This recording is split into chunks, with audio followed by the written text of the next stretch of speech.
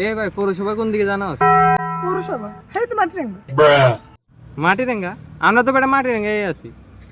পৌরসভার রাস্তা কোন দিকে এটা কাও? ওকে। ওই বাড়িটা হারাই হংকের দিকে যাও। আচ্ছা রাস্তা করলে ধন্যবাদ। ধন্যবাদ কি লিখে? হুমা তুই আর পৌরসভার রাস্তা করে দিছত না? রাস্তা কোন হাতে কইলাম মুই দি কইলাম খালি ওইখানে। কি হয়েছে ভাই?